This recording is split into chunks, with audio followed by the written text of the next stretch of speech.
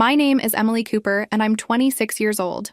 Right now, I'm standing in my parents' kitchen at 7 in the morning, watching my nearly 30-year-old brother Ryan eat cereal in his pajamas while I'm already dressed for work. Again. Ryan just quit his third job this year because, and I quote, the manager didn't recognize his potential. Where are you watching from today? Drop your location in the comments below and hit that like and subscribe button if you've ever felt like the responsible one in a family of dreamers. You'll definitely want to stick around for what happened next. Let me paint you a picture of my charming family dynamic. I've been working since I was 16, put myself through college on scholarships, and I'm currently grinding through an MBA program at night while working full-time at a marketing firm. Meanwhile, Ryan over there just informed our parents that his latest career setback was actually a blessing in disguise, because now he has time to explore his creative side. Emily's always been the driven one, my mother Linda says, refilling Ryan's coffee mug like he's some kind of invalid. You two are just different types of people. Different types. Right. I'm the type who pays her own bills, and Ryan's the type who still lives at home and considers PlayStation a career development tool. But sure, Mom, we're just different. My father, Mark, walks in wearing his work clothes, ready for another day at the automotive plant where he's worked for 25 years. Morning, sweetheart, he says to me, then looks at Ryan. Son, you really need to start thinking about your next move. Can't live here forever. Actually, Ryan says, straightening up with that look he gets when he's about to announce another brilliant plan. I've been thinking about starting my own YouTube channel. Gaming content is really taking off right now. I choke on my coffee. Ryan, you're 29 years old. Age is just a number, Em. Some of the biggest YouTubers started later in life. Linda jumps in immediately. I think that's wonderful, honey. You've always been so creative. And there it is. The family pattern that's been driving me insane for years. Ryan announces another half-baked scheme, gets immediate family support, while I work myself to death and get told I'm too serious about everything. I need to get to work, I say, grabbing my keys and laptop bag. You know, that place where they pay me actual money for actual work? Emily, Dad calls after me. Be nice to your brother. He's going through a tough time. Going through a tough time. Ryan's been going through a tough time since high school graduation. At what point do we acknowledge that maybe, just maybe, he's the architect of his own problems? But I don't say that. I never say that. Because in the Cooper family, Emily is the one who has her act together. Which apparently means Emily doesn't get to have opinions about other people's complete lack of direction. I drive to work thinking about how my MBA program costs me $3,000 per semester. Money I save by eating lunch at my desk and skipping every social event my coworkers invite me to. Meanwhile, Ryan's planning to become the next internet sensation from our parents' basement. The really fun part? Last month when I mentioned maybe moving out and getting my own place, Mom actually looked hurt. Why would you want to leave? We're family. But when Ryan talks about his big break that's always just around the corner, nobody suggests he might want to contribute to household expenses, or God forbid, buy his own groceries. At work, my colleague Jennifer notices my mood immediately. Family breakfast again? She asks. Ryan's becoming a YouTuber now, I tell her. Ah, and let me guess, your parents think it's a wonderful idea. You know my family too well. Jennifer shakes her head. I don't understand how they don't see what you've accomplished. MBA program, promotion track, completely self-sufficient. Because accomplishments are expected from me. Dreams are celebrated in Ryan. What I don't tell Jennifer is that sometimes I wonder what would happen if I just stopped. Stopped being the responsible one. Stopped having everything figured out. Stopped making it look so easy that everyone takes it for granted. But then I remember that I actually like my life. I like my career. I like my independence, and I definitely like paying my own bills. Ryan can have the YouTube dreams. I'll take the steady paycheck and the respect that comes with actually earning your way in the world, even if my own family doesn't seem to notice the difference. Chapter 2. My phone buzzes during my lunch break with a text from Mom. Come for dinner tonight. Ryan has exciting news. More exciting news.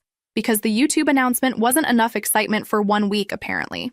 I walk into the house that evening to find the dining room table actually set with the good plates. Mom's wearing her nicest sweater, and Dad's changed out of his work clothes. Ryan's sitting at the head of the table like he's about to announce his presidential campaign, and next to him sits a girl I've never seen before. Emily! Mom practically shouts when she sees me. Come meet Chloe! Chloe waves at me with perfectly manicured nails and a smile that looks like it was borrowed from a toothpaste commercial. She's pretty in that effortless way that usually requires about 2 hours of effort, and she's wearing the kind of casual designer outfit that costs more than my monthly car payment. "Hi, Emily. I've heard so much about you," Chloe says, and I immediately know she's lying because Ryan barely acknowledges my existence most days. "Chloe and I have been dating for 3 months," Ryan announces proudly, like he just discovered electricity. 3 months. My brother has been dating someone for 3 months, and this is the first I'm hearing about it. But then again, I've been pulling 12-hour days between work and school, so I'm probably the last to know about everything that happens in this house. "That's wonderful," I say, sitting down in my usual spot. "What do you do, Chloe?" "Oh, I'm between opportunities right now," she says with that same bright smile. "The job market is so challenging these days." Between opportunities. That's a creative way to say unemployed. "Chloe just graduated from state," Mom says, serving everyone generous portions of pot roast. "Art history major." "That's nice," I say. Because what else do you say? Art history is a perfectly respectable field of study, but in combination with between opportunities, it's starting to paint a picture. "We're thinking about getting a place together," Ryan announces, and I nearly drop my fork. "Already?" The word slips out before I can stop it. "When you know, Chloe says, reaching over to squeeze Ryan's hand. "Besides, I think it would be so romantic to build a life together." Build a life together. With what money? Ryan just quit his job 2 weeks ago, and Chloe is between opportunities. But nobody seems concerned about these minor details. "I think that's wonderful," Linda says immediately. "Young love is such a beautiful thing." Dad nods approvingly. "It'll be good for Ryan to have someone special in his life. Settle him down a bit." I look around the table, wondering if I'm the only person who sees the giant red flags here. But everyone else is beaming like Ryan just announced he'd won the lottery. "So what kind of place are you looking for?" I ask, trying to sound supportive instead of skeptical. "Something with character," Chloe says dreamily. "Maybe a loft downtown, or one of those cute apartments in the Arts District." Those cute apartments in the Arts District start at about $1,500 a month, plus utilities, plus security deposit, plus all the other expenses that come with actually being an adult. But Ryan's nodding along like this is the most reasonable plan in the world. "We're not in any rush," he says. "Right now, Chloe's staying here sometimes, getting to know the family better." Staying here. Sometimes. I glance at Mom, who's practically glowing with approval. "Chloe's been such a help around the house," she gushes. "She made the most beautiful flower arrangement yesterday, and she's been keeping Ryan company while he works on his YouTube channel." Of course she has. Ryan's found himself a girlfriend who's as allergic to employment as he is, and the family thinks it's adorable. After dinner, I help Mom clear the dishes while Ryan and Chloe settle into the living room to watch Netflix. Dad retreats to his workshop in the garage, leaving Mom and me alone in the kitchen. "She seems nice," I say carefully. "Oh, she's lovely," Mom gushes. "And she's so good for Ryan. He's been much happier since they started dating." "Mom, don't you think they're moving pretty fast? 3 months isn't very long to know someone." Linda stops loading the dishwasher and looks at me with that patient expression she gets when she thinks I'm being too practical. "Emily, sweetheart, not everyone approaches relationships the way you do." "The way I do? What's that supposed to mean?" "You're so focused on career and independence. But Ryan's more of a romantic. He follows his heart." "Right. Ryan follows his heart and I follow my brain. And apparently, following your brain makes you incapable of understanding true love. I just think maybe they should figure out the practical stuff before they start planning to move in together." I say. "Money isn't everything, honey." Easy to say when you're not the one who'll be paying the bills. Chapter 3. 3 weeks later, Chloe has basically moved in. I come home from work to find her clothes in the laundry room, her organic coconut milk in the refrigerator, and her extensive collection of beauty products taking over the bathroom counter. She greets me every day like we're long-lost friends. "Emily, how was work? You look tired." "You should try this new face mask I got. It's amazing for stress lines." Stress lines. I'm 26 years old. But Mom thinks Chloe's concern for my appearance is sweet. "She's just looking out for you, honey. She knows how hard you work." What Chloe knows is how to make herself indispensable. She's always volunteering to run errands for Mom, always complimenting Dad on his cooking, always asking Ryan about his YouTube progress like it's the most fascinating thing in the world. "You're so lucky to have such a driven sister," I heard her tell Ryan yesterday. I wish I had Emily's focus. It sounds like a compliment, but somehow it feels like she's explaining why I'm different, why I don't quite fit into their cozy little family dynamic. The truth is, I am tired. Working full-time and taking night classes is exhausting, And it doesn't help that I come home every day to find my personal space slowly being invaded by someone who's essentially a stranger. But every time I try to address it, I'm made to feel like the problem. Emily's just not used to sharing, Mom explains to Chloe, after I mention that maybe we should establish some bathroom scheduling. She's always been very independent. Independent. In the Cooper family, that's code for antisocial. The breaking point comes on a Thursday night when I get home from my strategic management class to find Chloe reorganizing our kitchen cabinets. "I hope you don't mind," she says cheerfully. "But I thought I'd help your mom get things more organized." The spice rack was a disaster. Our spice rack has been organized the same way for 20 years. Mom knows where everything is. But now all the spices are arranged alphabetically, which sounds logical until you realize that Mom organizes everything by how frequently she uses it. "Chloe, this is really nice of you," I say carefully, "but maybe you should check with Mom before rearranging her kitchen." "Oh, she asked me to help," Chloe says brightly. "She said she's been meaning to reorganize for ages but never had time." That night, Mom can't find the paprika, or the oregano, or anything else she needs for dinner. But when I point this out, she just laughs. "It'll just take some getting used to. Chloe was just trying to help. Chloe was just trying to help." That's become the family motto. When she uses the last of my expensive shampoo, she was just trying to help herself feel confident. When she eats my leftover lunch that I was saving for the next day, she was just trying to help clean out the refrigerator. When she accidentally shrinks my favorite sweater in the washing machine, she was just trying to help with laundry. But when I work late 3 nights in a row and miss family dinner, I'm being antisocial. When I study in my room instead of watching their nightly Netflix marathon, I'm isolating myself. When I point out that maybe someone who's between opportunities shouldn't be ordering $20 skincare products online, I'm being negative. "You're starting to sound bitter." Ryan tells me after I suggest that maybe his girlfriend shouldn't be making herself quite so comfortable in our parents' house. "Chloe's not doing anything wrong." Have you ever experienced that moment when you realize your own family sees you as the villain in their story? Drop a comment below and let me know, because that's exactly where I was starting to find myself. The final straw comes when I discover that Chloe has been using my laptop to help Ryan research YouTube equipment while I'm at work. "I hope that's okay," she says when I find my browser history full of searches for professional cameras and lighting equipment. "Ryan mentioned you had good research skills, so I thought I'd take notes on your laptop." She thought she'd take notes on my laptop, my work laptop, the one with my client files and confidential company information. "Chloe, you can't use my work computer. Ever. That's a fireable offense if my company finds out." "Oh my God. I'm so sorry," she says, eyes wide with what appears to be genuine shock. "I had no idea. I just thought it was the family computer." "The family computer? We haven't had a family computer since 2015.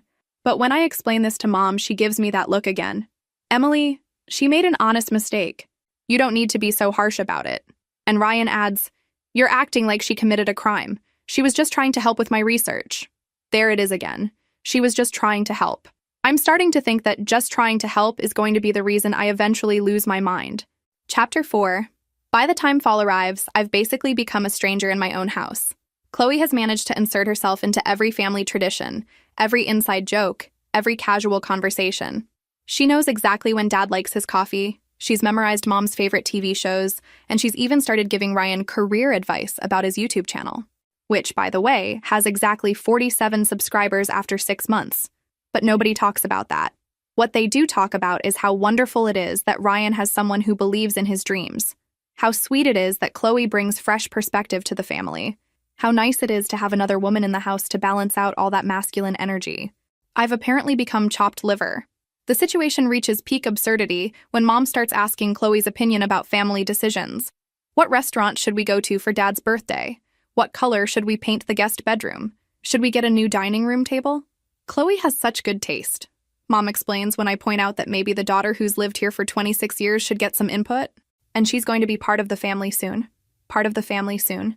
They've been dating for 6 months, and apparently that's long enough to earn voting rights in family meetings I don't even get invited to. But the real problem isn't Chloe. The real problem is that my family has decided I don't need their attention anymore. I'm the responsible one, the independent one, the one who has her life figured out. So why would they worry about including me in anything?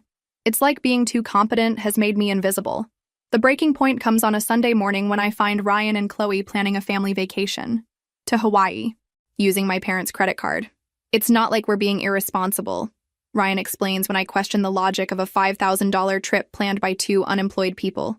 Mom and Dad said they wanted to do something special for their anniversary. Did they say they wanted you to plan and pay for it with their credit card? Emily, you always assume the worst about everything, Chloe says with that patient smile she's perfected. Maybe if you spent more time with the family, you'd understand what's really going on. Maybe if I spent more time with the family that excludes me from planning meetings and decision-making, but somehow expects me to pay attention to their financial choices. Ryan, I say as calmly as I can manage, you don't have a job. Chloe doesn't have a job. You're both living off Mom and Dad's generosity, and now you want to add a Hawaiian vacation to their credit card debt? It's not debt, Ryan says defensively. It's an investment in family happiness. An investment in family happiness. That's what we're calling financial irresponsibility now. Besides, Chloe adds, your parents work so hard. They deserve something nice. They deserve something nice. From the woman who's been eating our food and using our utilities for 6 months without contributing a dime. But when I try to explain this to Dad later, he just shrugs. Emily, your mother and I can handle our own finances. Ryan and Chloe are trying to do something thoughtful, with other people's money. Dad, they're adults. Maybe it's time they started acting like it. Not everyone moves through life at your pace, sweetheart. Some people need more support. More support. Ryan has had 29 years of support. At what point does support become enabling? But I don't say that either. Because in the Cooper family, Emily is the one who points out problems, which makes Emily the problem. That night, I sit in my room working on a marketing analysis for my strategic planning class, and I can hear them downstairs, laughing, planning, dreaming about Hawaii, while I calculate the real cost of their investment in family happiness. The worst part? They're not wrong about Mom and Dad deserving something nice. They work hard, they've been generous with both their kids, and they would love a Hawaiian vacation. But they'd love it more if they could afford it, if their nearly 30-year-old son had a job, if their future daughter-in-law contributed something besides charm and vacation planning skills, if their other daughter didn't have to be the only one in the family who thinks about consequences. I close my laptop and look around my room. The same room I've had since high school, filled with academic awards that nobody ever mentions and career achievements that get overshadowed by Ryan's latest scheme. For the first time in my life, I start wondering what it would be like to live somewhere else. Somewhere I could have opinions without being labeled negative. Somewhere my accomplishments mattered as much as someone else's dreams.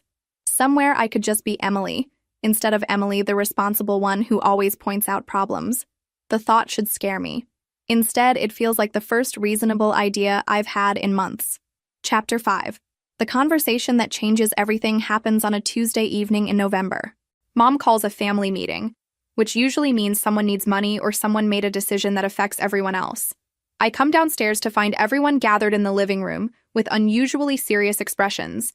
Chloe's there too, of course, sitting next to Ryan like she's been part of this family for years instead of months. We wanted to talk to you about something important, Dad begins, and immediately I know this isn't good news. Mom's holding an envelope in her hands, like it contains either a lottery ticket or a death certificate. From her expression, I can't tell which. Emily, sweetheart, sit down, she says, patting the armchair across from the couch. I remain standing. Something about their body language tells me I'm going to want the option to leave quickly. We've been thinking about the future, Dad continues, about what happens to the house, about making sure everyone's taken care of. The house. Our family home. The house my parents bought when I was 3 years old. The house they've worked 2 jobs each to pay off for the past 20 years. We've decided, Mom says, her voice oddly formal, to transfer ownership to Ryan. The words hang in the air like smoke. I must have heard wrong. Transfer ownership? I repeat slowly. The house, Dad explains, as if I'm too stupid to understand. We're giving Ryan the deed. He needs stability, and with Chloe in the picture now, he deserves it more than you do. Mom finishes, extending the envelope toward Ryan like she's handing him a prize. Ryan takes it with a grin that makes my stomach turn. Chloe squeezes his arm and makes a little squealing sound that's probably supposed to be excitement, but sounds more like a dying balloon. What? I manage to say. Emily, you're going to be fine, Dad says in that patient tone he uses when he thinks I'm overreacting. You've got your career, your education, your independence. Ryan needs more support to get on his feet. More support. Ryan has had 29 years of support. He's lived in this house rent-free for his entire adult life while I paid my own way through college and contributed to household expenses whenever I could. You're successful on your own, Mom adds. Ryan needs a foundation to build from. A foundation. They're giving him our family home as a foundation while I've built my entire life without any safety net at all. This is insane, I say, my voice coming out higher than I intended. Ryan doesn't have a job. He can't afford the property taxes, the maintenance, the insurance. That's what we're here for, Dad says dismissively. We'll help him figure it out. Of course they will, because Ryan never has to figure anything out on his own. Emily, Chloe speaks up for the first time, her voice dripping with fake sympathy. I know this is hard to hear, but maybe it's time for you to spread your wings.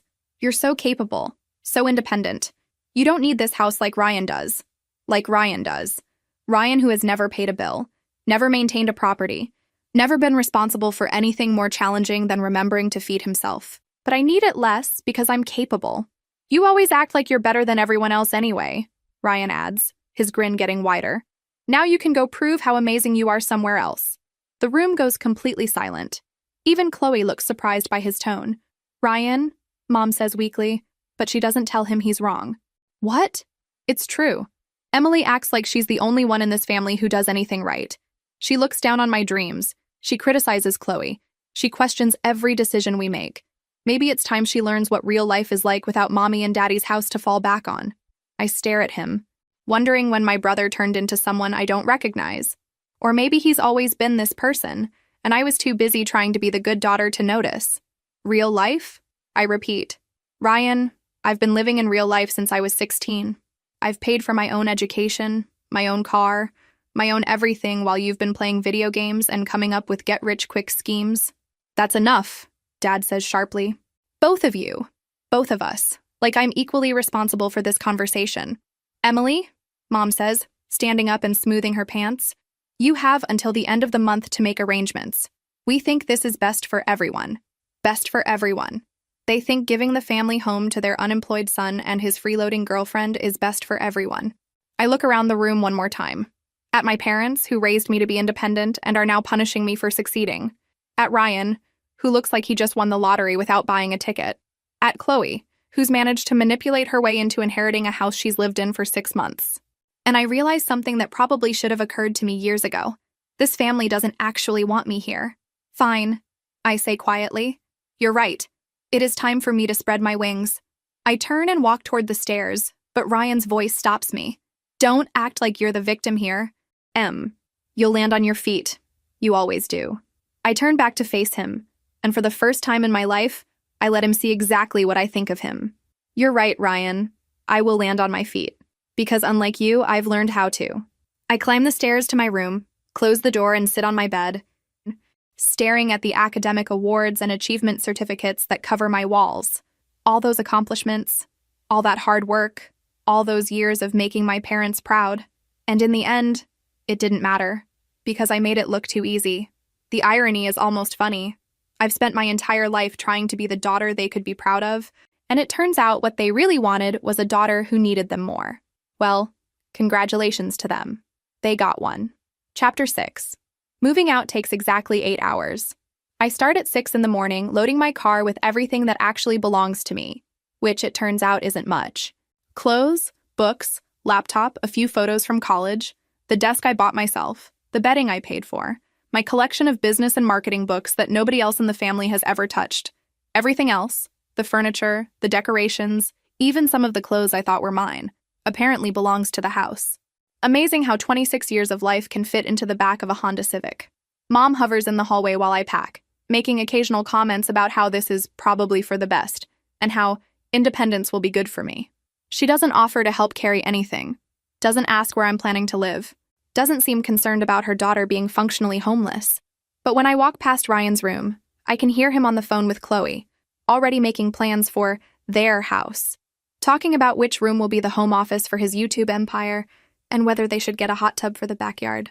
Dad's in his workshop, avoiding the whole situation with the dedication he usually reserves for avoiding family drama. Some things never change.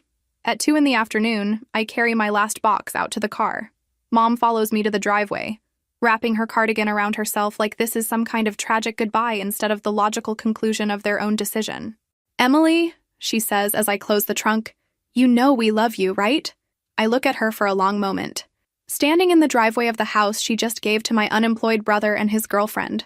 The house where I grew up, where I did my homework at the kitchen table, where I celebrated every academic achievement and career milestone. I know you love the idea of me, I tell her, the successful daughter who doesn't need anything from anyone. But I'm not sure you actually love me. Her face crumples a little. That's not fair. What's not fair is giving away someone's childhood home to prove a point about independence. I get in my car and start the engine. Through the windshield, I can see Ryan peeking out the front window, probably making sure I'm actually leaving. Don't worry, Ryan. I'm leaving. And I won't be back. The temporary apartment I found is a one-bedroom in a complex across town. $600 a month for 400 square feet and paper-thin walls. It's not much, but it's mine. Completely. Legally. Undeniably. Mine. For the first time in months, I can breathe. The first week is harder than I expected. Not because I miss the house. Honestly, it feels like a relief to come home without wondering what family drama I'm walking into. But because I keep reaching for my phone to text Mom about something funny that happened at work, or to tell Dad about my latest class project. And then I remember that I'm not welcome in their story anymore. But by the second week, something interesting starts happening. I sleep better. My stress levels drop. I can study without interruption, work late without guilt, eat my own food without worrying someone else will get to it first. For the first time in years, I feel like I'm living my own life instead of playing a supporting role in someone else's drama. The third week brings news that shouldn't surprise me but somehow does. Jennifer at work mentions seeing a social media post from someone's cousin who knows Ryan. Apparently, he and Chloe are already talking about getting married. In the house they didn't pay for, planning a wedding they can't afford, with money they don't have. Are you okay? Jennifer asks when she sees my expression. I'm perfect, I tell her. And for the first time in months, I actually mean it. That night, I get a text from Mom. How are you settling in? We haven't heard from you. I stare at the message for a long time before typing back. I'm doing great. Thanks for asking. She responds immediately. We miss you. The house feels empty without you. The house feels empty. Not we miss having you here, or we made a mistake, or we're sorry. Just the house feels empty. Well, Mom, the house is going to feel a lot emptier when Ryan and Chloe figure out how much it actually costs to maintain a 4-bedroom house on zero income. But that's not my problem anymore. I delete the text thread and order Chinese takeout. Just for me. Exactly what I want. Exactly when I want it. Without consulting anyone else's preferences or dietary restrictions. It's the first meal I've eaten in months that actually tastes good. A month later, something amazing happens. I get the promotion I've been working toward for 2 years. Senior marketing coordinator with a salary increase that's more money than I've ever made in my life. The kind of money that could change everything. I celebrate by doing exactly what I want to do. I buy myself a nice dinner. I upgrade my apartment to a 1-bedroom with a decent kitchen, and I start looking at graduate programs in other cities. New York, Chicago, maybe even Los Angeles. Places where nobody knows me as Emily the responsible one. Places where I can just be Emily. My phone stays silent. No congratulations from Mom. No questions about my new job from Dad. No sarcastic comments from Ryan, because they don't know about the promotion, and they haven't bothered to ask how I'm doing, which tells me everything I need to know about how much they actually missed me. 6 weeks after I moved out, I'm sitting in my new apartment, working on applications for MBA programs across the country, when my phone buzzes with a text from an unknown number. Emily, this is Chloe. Can we talk? I stare at the message, wondering what fresh drama this represents, but I'm curious enough to respond. What about? It's about Ryan and your parents. I think you should know what's been happening since you left. Oh, this should be good. But I'm not that Emily anymore. The Emily who drops everything to solve other people's problems. The Emily who feels responsible for fixing what other people break. I type back, thanks, but I'm good. Whatever's happening, I'm sure your family can handle it. Your family. Because that's what they are now. I turn off my phone and go back to my applications. Tomorrow, I'll submit my resume for a marketing position in Manhattan. A position that would be perfect for someone with my experience and education. Someone independent. Someone capable. Someone who doesn't need anyone else's house or approval or validation. Someone exactly like the Emily they created when they decided I was too strong to need their support. They were right about one thing, though. I will land on my feet. The question is whether they will. Chapter 7. 3 months after moving out, my phone rings at 9 p.m. on a Thursday. The caller ID shows my old boss's name, which is weird because I left the company recently for a position with a significant salary increase. Emily? Sorry to call so late, but I just got the most interesting phone call. What kind of interesting? I ask, pausing the Netflix show I'm binge-watching in my upgraded apartment. Someone from Reynolds & Associates in Manhattan called asking about your work history. Specifically, they wanted to know if you were available for an opportunity. Reynolds & Associates, one of the well-respected marketing firms in the country. The kind of company I used to dream about working for someday. What did you tell them? I told them the truth. That you're the most competent marketing professional I've ever worked with. That losing you was the biggest mistake our company has made in years. And that whoever hires you is getting a bargain. A few weeks later, I'm sitting in an office on a high floor of a Manhattan building, signing paperwork for a position that comes with opportunities I never imagined possible. Marketing director. A salary that's life-changing, plus benefits that are better than anything I've seen. Full relocation package, excellent health insurance, and generous vacation time. When can you start? Asks Patricia Chen, the VP who interviewed me. How about soon? I tell her, because why wait? Within a month, I'm walking to work through parts of Manhattan, living in a nice apartment and eating lunch at restaurants I used to see on TV shows. The irony isn't lost on me. Ryan thought kicking me out would teach me about real life. Turns out real life includes opportunities that small-town thinking can't even imagine. I video called Jennifer from my old job to tell her about the move. New York City, she says, shaking her head in amazement. Emily, do you realize what you've accomplished? I'm starting to, I tell her, looking out my apartment window at a view of the city that used to exist only in movies. What do you think will happen next when Emily's family realizes what they've lost? Drop your predictions in the comments below because trust me, you won't see this coming. Have you heard from your family? Radio silence, I tell her, which is exactly what I expected. What I don't tell Jennifer is that the silence has been a relief. No guilt trips about missing family dinners, no pressure to solve problems I didn't create, no exhausting performances of being grateful for scraps of attention while someone else gets celebrated for basic existence. For the first time in my adult life, I'm living without the background noise of family dysfunction. And it turns out I'm really, really good at it. My new job is challenging in ways that energize me instead of draining me. My boss treats my ideas with respect. My colleagues invite me to lunch because they want to spend time with me, not because they need something from me.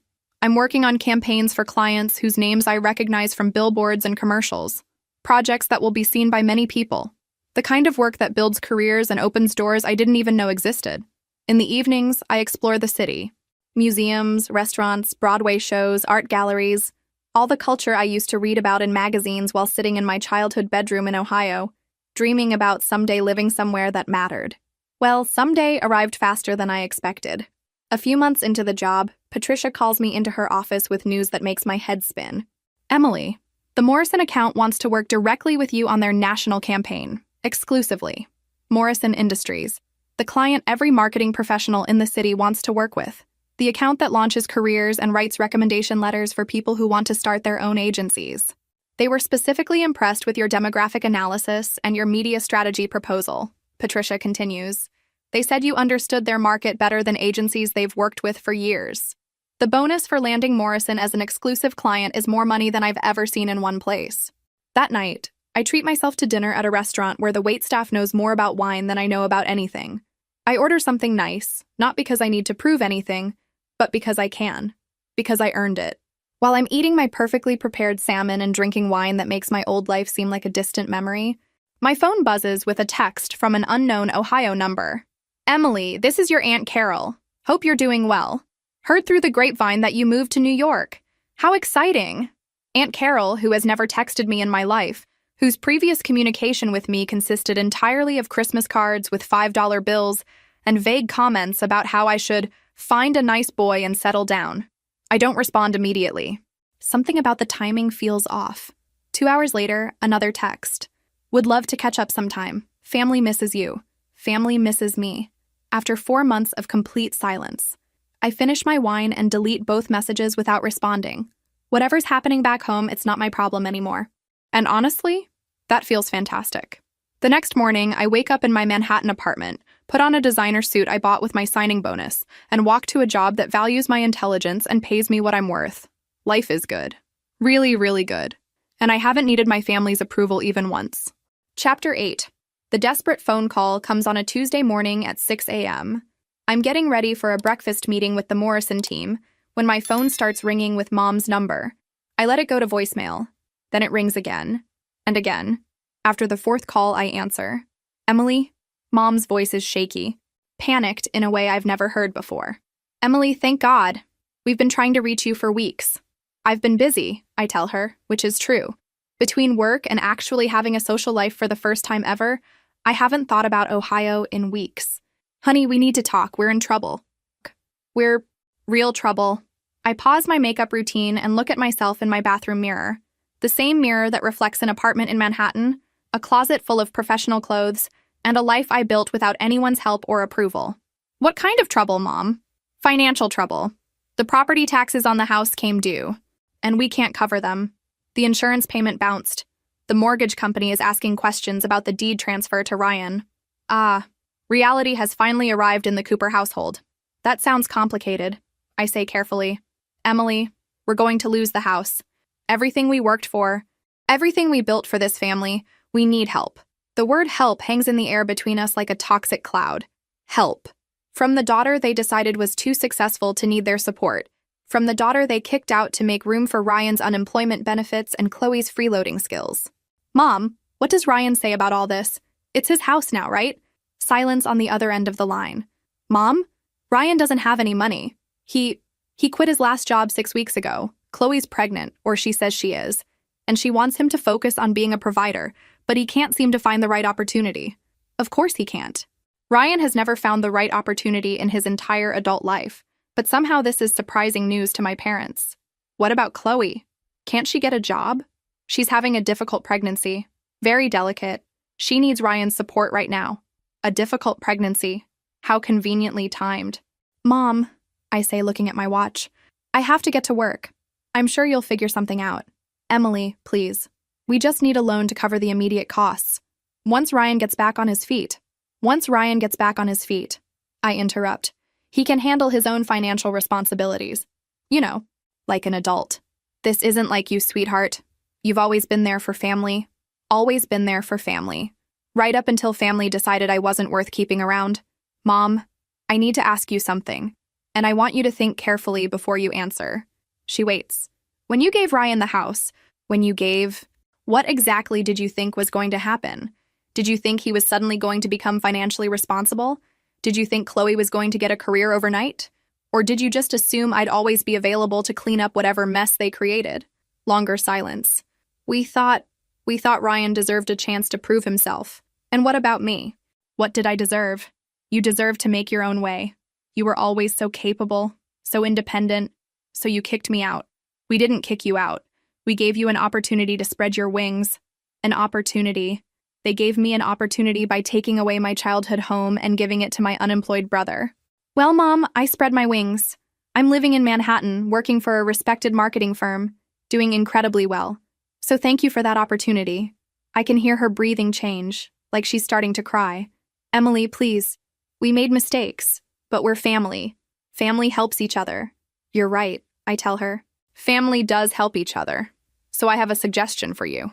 Hope creeps into her voice. What? Ask your son. Ask Ryan. Ask the person you decided deserved the house more than I did. Ask him to figure out how to keep it. I hang up before she can respond.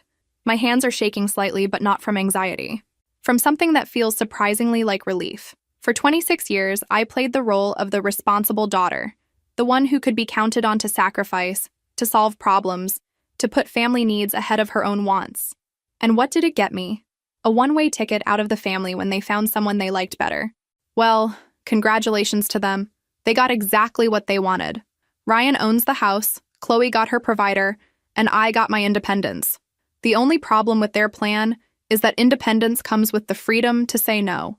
I finish getting ready for work, put on my most expensive lipstick, and walk out into the New York morning feeling lighter than I have in months.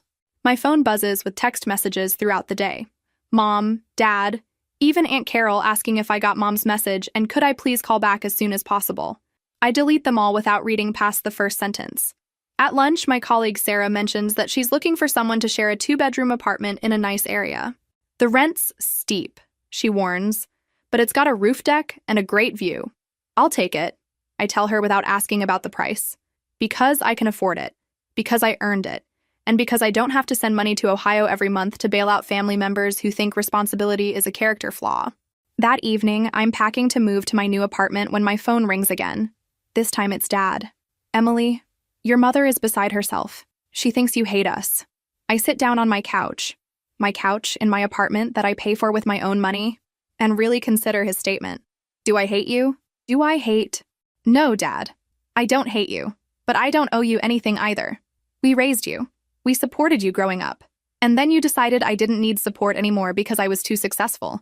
So I took you at your word. That's not what we meant. Then you should have said what you meant instead of assuming I'd always be available to fix whatever Ryan broke.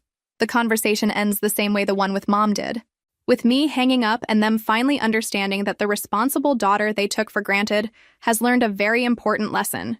Independence means never having to say you're sorry for someone else's choices. Chapter 9. The next few weeks bring a series of increasingly desperate communications from Ohio that read like updates from a sinking ship.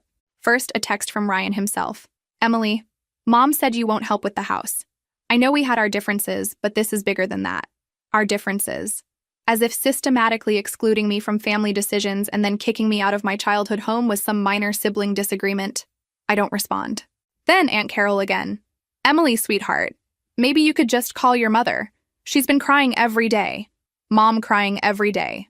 Where was that maternal emotion when she was handing over my inheritance to the golden child? Delete. Then Dad, via email this time. Emily, I know you're angry, but we need to discuss this as adults. The bank is asking questions about the deed transfer. There may have been some irregularities in how we handled the paperwork. Irregularities? That's a fancy way of saying they gave away a house to someone who can't afford to own it. Still not my problem. But the message I've been waiting for comes 3 weeks later, at 11 p.m. on a Friday. A text from an unknown number. Emily, this is Chloe. I need to tell you what's really happening. Against my better judgment, I respond. I'm listening. Ryan's been lying to everyone. He's not looking for work. He sleeps until noon, plays video games all day, and tells your parents he's networking and building his brand. The house is a disaster. There's no heat because he didn't pay the gas bill. I haven't had a hot shower in 2 weeks. Interesting. Trouble in paradise. Your parents keep giving him money for utilities and maintenance, but he spends it on gaming equipment and takeout. Yesterday, he bought a $1,000 gaming chair while your mom was calling around begging people for loans. A $1,000 gaming chair. While my parents panic about losing their house. The worst part? He keeps saying this is all your fault. That you abandoned the family when they needed you most. That you're selfish and vindictive. My fault. Of course it is. Chloe, why are you telling me this? Because I'm not pregnant. I lied about that to get him to commit to the relationship. But now I'm stuck living in a freezing house with someone who thinks he won the lottery and doesn't have to work anymore. So leave. I can't. I don't have anywhere to go. I quit my job when I moved in here because Ryan said he'd take care of everything. The con artist got conned. There's some poetic justice in that. Chloe, I appreciate you telling me this, but it doesn't change anything. These are choices you all made. But don't you care about your parents? They could lose everything. My parents made a calculated decision that Ryan deserved their house more than I did. Now they get to live with that calculation. I block her number and go back to my Friday night plans, which involve a new restaurant in Greenwich Village and a date with a financial advisor who thinks my career trajectory is impressive, because that's what Friday nights look like when you don't spend them solving other people's problems. The following Monday brings the news I've been expecting. An email from Dad. Subject line, emergency. Emily, the bank is foreclosing on the house. We have 30 days to bring the mortgage current or we lose everything. Ryan hasn't paid property taxes in months. The deed transfer created legal complications that require expensive attorneys to resolve. We need a significant amount of money immediately. A significant amount. That's more than most people have saved. It's also less than my recent bonus from the Morrison account. He follows up with a phone call that I let go to voicemail. Emily, I know you have resources now. I know you're doing well in New York. This family has always supported your success. Now we're asking for support in return. Please call me back. This family has always supported my success, except for the part where they gave away my inheritance and told me I didn't deserve it. I saved the voicemail but not to respond to it, to remind myself why I left in the first place. That evening, I'm having dinner with my new roommate Sarah when my phone buzzes with a call from Ryan. Who's that? Sarah asks, noticing my expression. My brother, the one I told you about. The unemployed one who got your parents' house? That's the one. Are you going to answer? I look at the phone, then at Sarah, then at the beautiful apartment we share with its great view and its rent. That's more than most people are comfortable with, but totally manageable for me. No, I tell her. I'm not. I turn off the phone and pour myself another glass of the excellent wine we opened to celebrate my latest promotion, because that's what successful people do on Monday nights. They celebrate their achievements instead of cleaning up other people's messes. And for the first time in my adult life, I'm finally successful enough to do it. Chapter 10. 2 months later, on a Thursday afternoon while I'm in a strategy meeting with the Morrison team, my assistant knocks on the conference room door. "Emily, I'm sorry to interrupt, but there's someone here to see you. He says he's your brother and it's an emergency." Every head in the room turns to look at me. I can feel my face getting warm. "Tell him I'm in meetings all day and can't be disturbed." I did. He said he'll wait. Of course he will, because Ryan has never understood the word no when it's applied to him. "Should I call security?" my assistant asks quietly. The fact that she's asking tells me Ryan's appearance is probably as disheveled as I'm imagining. "Give me 5 minutes, I tell the Morrison team. Personal emergency. I walk to the lobby and find Ryan sitting in one of the sleek leather chairs, looking like he hasn't slept or showered in days. His clothes are wrinkled, his hair is greasy, and he's holding a coffee cup that's clearly been empty for hours. He looks exactly like what he is, a desperate man with no other options. "Emily." He stands up when he sees me, relief flooding his face. "Thank God. I've been trying to reach you for weeks. How did you find my office? Does it matter? We need to talk. The lobby of my building is full of people in expensive suits conducting important business. The last thing I need is a family drama playing out in front of my colleagues and clients." "Come on," I tell him, leading him to a small conference room near the elevators. He follows me, and I can smell the desperation on him like cheap cologne. When I close the door, he immediately starts talking. "Emily, I know things got complicated between us, but this is bigger than family arguments. Mom and Dad are about to lose the house. Everything they worked for, their entire life savings, gone." I sit down across from him and really look at my brother for the first time in months. He's lost weight, but not in a good way. His hands are shaking slightly, and there are dark circles under his eyes that speak to nights spent staring at the ceiling, calculating debts. "Ryan, whose name is on the deed to that house?" "Mine, but that's not the point." "That's exactly the point. It's your house, your responsibility, your problem to solve." "I can't solve it." The words burst out of him like he's been holding them back for weeks. "I don't have the money, I don't have a job, I don't have any idea how to fix this." "Then get a job." It's not that simple anymore. The foreclosure is public record now. My credit is destroyed. Chloe left me and told everyone I was a fraud. Nobody wants to hire someone whose life is falling apart. Chloe left him. Interesting timing. When did she leave? 2 weeks ago, right after the bank posted the foreclosure notice. Suddenly she remembered she had family in California who could help her get back on her feet. Family who could help her get back on her feet. Amazing how Chloe found her independence right about the time the free ride ended. "Ryan, I have a question for you." He leans forward eagerly, probably thinking I'm about to offer solutions. "When you convinced Mom and Dad to give you the house, what exactly did you think was going to happen?" His face goes blank. "I mean, specifically. Walk me through the plan. You take ownership of a 4-bedroom house with property taxes, insurance, utilities, maintenance costs, and mortgage payments, with no job, no savings, no income. What was your strategy for covering those expenses?" Silence. "Did you think the house was going to magically become free once your name was on the deed? Did you think the bills would stop coming? Or did you just assume someone else would figure it out for you?" "I thought I'd have more time to get established. I thought the YouTube thing might take off, or I'd find the right opportunity." "You thought someone else would pay your bills until your fantasies became profitable. That's not fair. What's not fair is giving a house to someone who can't afford to own it and then expecting other people to clean up the mess." Ryan's composure finally cracks completely. "Emily, they're going to be homeless. Our parents who raised us, who sacrificed for us, who gave us everything they had. They're going to lose their home because I screwed up. Now, we're getting to the truth." "Yes," I tell him calmly. "They are going to lose their home because you screwed up. And they're going to lose it because they made a decision based on feelings instead of facts. So you're just going to let it happen? You're going to let our parents suffer because you're angry at me?" I look at my brother sitting across from me in a conference room 40 floors above Manhattan, begging me to solve problems he created, and I feel something I haven't felt in months. Clarity. "Ryan, I want you to listen very carefully to what I'm about to tell you." He nods eagerly. "When Mom and Dad gave you that house, they told me you deserved it more than I did. They said I was too successful, too independent, too capable to need their support. They said you needed a foundation and I didn't.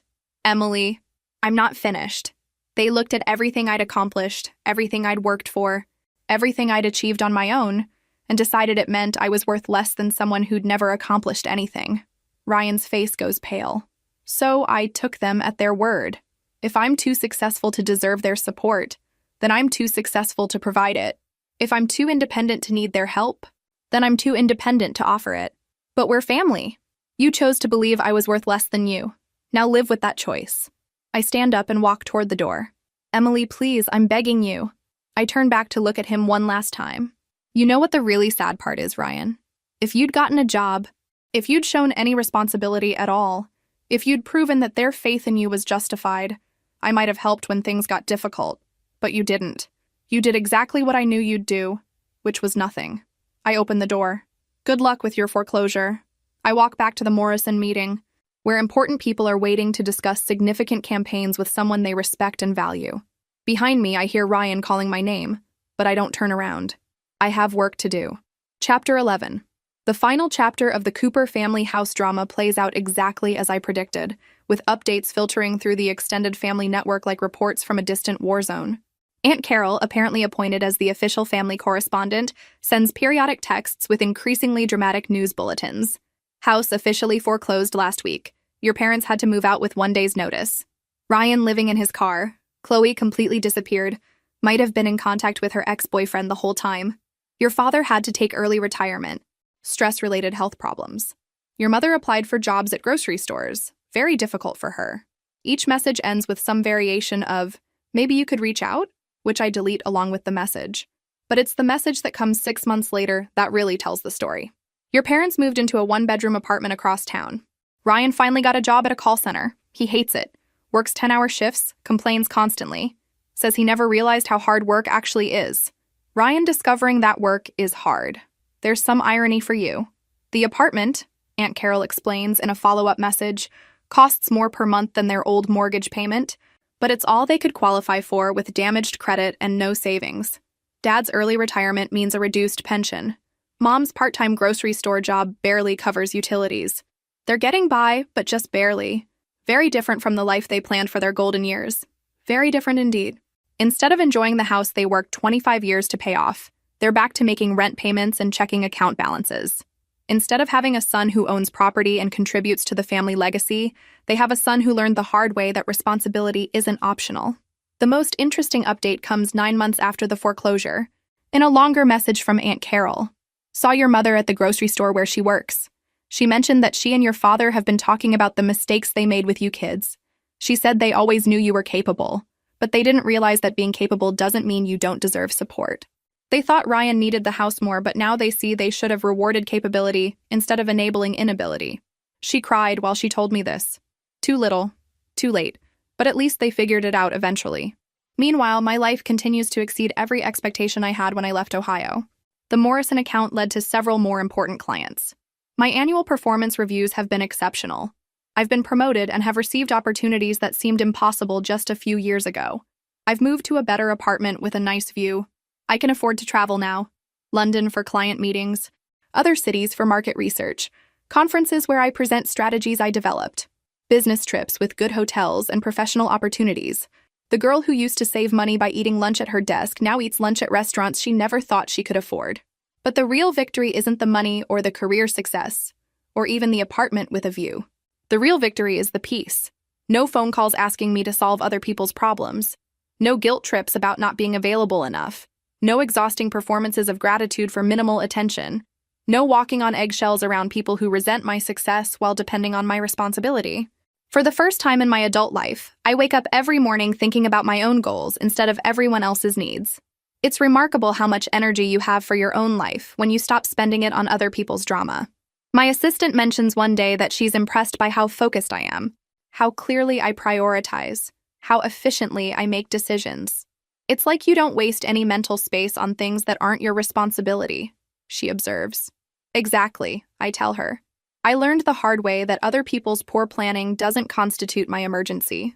What I don't tell her is that I learned that lesson from my own family. The people who taught me that being reliable means being expendable. That being successful means being taken for granted. That being capable means being worth less. They thought they were giving me a gift when they forced me to become independent. They had no idea how right they were. The final communication from Ohio comes on a Tuesday evening while I'm hosting a dinner party in my nice apartment. 8 colleagues from work discussing market trends over wine that's actually worth savoring. A text from Mom, the first direct communication in over a year. Emily, I know you don't want to hear from us, but I need you to know that we're proud of you. We see now that we made terrible mistakes. We hope someday you might forgive us. I read the message while my guests are debating media strategy for luxury brands. These people, my colleagues, my peers, respect my opinions. They value my insights. They include me in conversations about industry trends and career opportunities. They see me as an equal, not as the responsible daughter whose job is to clean up everyone else's messes. I delete the message without responding and pour myself another glass of excellent wine. Because here's what Mom doesn't understand. I don't need their pride anymore. I don't need their approval or their forgiveness or their belated recognition of my worth. I have something better than their validation. I have the life they accidentally gave me when they decided I was strong enough to handle rejection. And it turns out they were right about my strength, just not in the way they expected. They thought the punishment was making me prove I could survive without them. The joke's on them. I didn't just survive. I flourished. Chapter 12. 2 years after leaving Ohio, I'm sitting in my office overlooking Manhattan when my assistant buzzes with an unusual request. Emily, there's a woman on line 3 who says she's your mother. She's calling about something she says you need to know before you hear it from someone else. Linda Cooper. Calling my office like a client instead of family. I almost tell my assistant to take a message, but something about the phrasing stops me. Something I need to know before I hear it from someone else. Put her through. Emily? Mom's voice is smaller than I remember. Older somehow. What can I do for you, Mom? I'm calling because Ryan was arrested yesterday. That gets my attention. For what? Fraud. He was running some kind of online scheme, selling products that didn't exist, taking people's money for investment opportunities that weren't real. The police said he stole a significant amount of money from many people. Significant money. About what they would have needed to save the house years ago. When did this start? They think it's been going on for months. Maybe since he lost the house. He was telling people he was a successful entrepreneur, showing off fake business documents, taking their money, and promising huge returns. Of course he was. Because Ryan never learned the difference between earning money and taking it. Mom, why are you calling to tell me this? Silence for a moment. Then, because his victims included some of our neighbors. People we've known for 20 years. People who trusted him because he was our son. Ah, now I understand. It's not just Ryan who's facing consequences anymore. The whole town knows. She continues. It's in the newspaper, it's all over social media. People are looking at us like we raised a criminal. Maybe because you did. The words come out harsher than I intended, but I don't take them back. Emily, please. I know you're angry with us, and you have every right to be, but Ryan is still your brother. Ryan stopped being my brother when he decided I was worth less than he was. That's not... We never said you were worth less. You gave him our family home and told me he deserved it more. What would you call that? A mistake, she says quietly. A terrible, terrible mistake that we've regretted every day since. Too late for regrets, but I appreciate the honesty. Mom, what exactly do you want from me? I don't know. Maybe just, could you come home? Could we try to fix this? Home. As if I have a home there anymore. Fix what exactly? Our family. The damage we did. The way we treated you. I look out my office window at the city I've made my own. In a few hours, I have a meeting with executives from a major company who want to hire my agency. Tomorrow, I'm flying to another city for a conference where I'm presenting. Next week, I'm viewing better apartments because my success has grown. Mom, do you know what I did yesterday? No. I signed a contract for a major campaign, a significant project that represents everything I've worked toward. Silence. Do you know what I'm doing next month? No. I'm speaking at a conference in London about market strategies. They're paying me well to share expertise I developed myself. Emily, that's wonderful, but do you know what I do in my free time? She doesn't answer. I travel. I invest. I buy things I like. I date interesting people who think my career is impressive instead of threatening. I live in a nice apartment and I can afford the things I want. I'm glad you're successful, sweetheart. I always knew you would be. No, you didn't. You knew I was competent. You knew I was responsible. But you never believed I could be genuinely successful because you were too busy making excuses for someone who wasn't. The conversation ends the way all conversations with my family end now, with me explaining reality and them wishing reality was different. After I hang up, I sit in my office thinking about the path that led me here.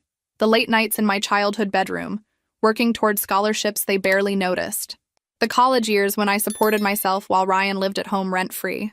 The early career struggles when I saved every penny while he spent money he didn't earn. All those years, I thought I was working toward their approval, toward recognition, toward earning my place in a family that seemed to value dreams over achievements. What I was actually working toward was this: complete independence from people who confused enabling with love. The irony is perfect. They threw me out because they thought I didn't need their support. They were right. I didn't need their support. I needed their absence. Their rejection forced me to stop performing for an audience that would never appreciate the show. It freed me to build a life based on my own values instead of their dysfunction. It taught me the difference between being needed and being valued. My phone buzzes with a message from my assistant. The meeting moved up to 2 p.m. Should I order lunch for the conference room? Yes, I respond. And something nice for afterwards. We're celebrating. Because that's what successful people do. They celebrate victories instead of mourning relationships that were never healthy to begin with. The last message I ever send about my family goes to Aunt Carol that evening. Heard about Ryan. Sorry for your loss, but not surprised. Please don't contact me again about family matters. I wish everyone well, but I'm not available for this drama anymore. I block her number and delete every Ohio contact from my phone. Because here's what took me 28 years to learn. The people who love you don't make you prove you're worthy of love. They don't give away your inheritance because you're too successful to need it. They don't kick you out of your childhood home because you make other people look bad by comparison. The people who actually love you celebrate your strength instead of punishing you for it. And if you don't have people like that in your life, you build a life so amazing that their absence becomes irrelevant. 3 months later, I'm on a plane to Tokyo, reviewing contracts for my latest client, when the flight attendant offers me a complimentary drink. Celebrating something special? She asks. I look out the window at clouds and sky and the vast distance between where I am now and where I started. Yes, I tell her. My independence. She smiles and fills my glass. Congratulations. The plane climbs higher, carrying me toward a life I built entirely myself, funded by talents I developed without anyone's help, toward opportunities I earned through competence instead of inheritance. Below us, Ohio disappears into the distance. Above us, the sky stretches infinite with possibilities. And in my seat, Emily Cooper, successful, independent, unbroken, toasts the family that accidentally gave her the greatest gift of all, the motivation to prove them wrong about everything. If this story resonated with you, make sure to like and subscribe for more stories about finding your strength when the people who should support you don't. Sometimes the best families are the ones we build ourselves.